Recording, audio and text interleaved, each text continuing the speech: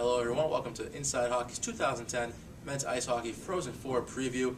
We've already broken down each region in this NCAA tournament. Now we're going to break down and see what happens up at Ford Field in Michigan in 2 weeks at the Frozen Four. My name is Kevin Edelson, joined on my right by Tim Rosenthal. And Tim, looking at our Frozen Four, let's first break down who we have in these matchups, and then we'll break down the matchups themselves.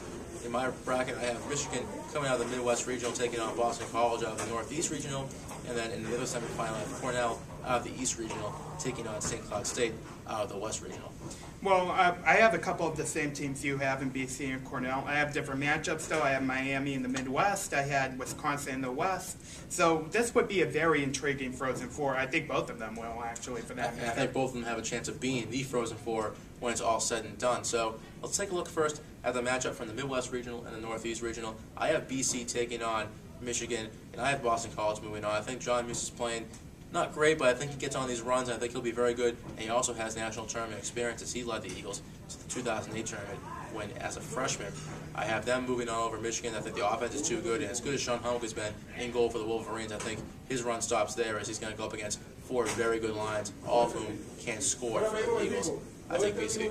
You're going to pick against Michigan in their home state, even. The Maize and Blue? Doesn't matter. Home schmome, I say. I go Eagles. All right. I have Miami and BC in this semifinal matchup, and it's very interesting because 3 years in a row these teams faced each other in regional play, and 3 years in a row BC came on top. And they were in the Northeast region, I think, all 3 years for that matter. So it's going to be very interesting. That these two teams are pretty similar in that they're very deep, but on all three sides. Pocket, forward, defense, and goalie.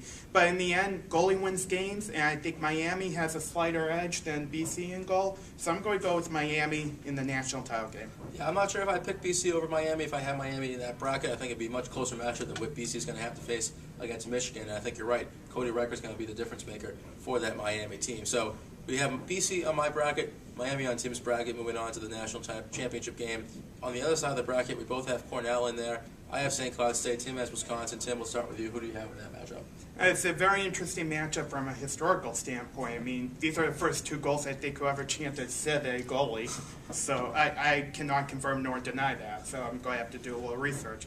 But it's goaltending-wise, again, they steal games, which is why I like Cornell in this matchup. I like Gunmanson, but I just think Scrivens is just that much better.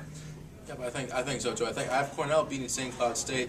I think Wisconsin in your matchup, I just don't think they're powerful enough to go up against Cornell's team. And I think you're going to see guys on Cornell like the Nash brothers, Riley and Brendan, doing some damage and playing very well. So I'm going to go with Cornell. We both have Cornell moving on to the national title game.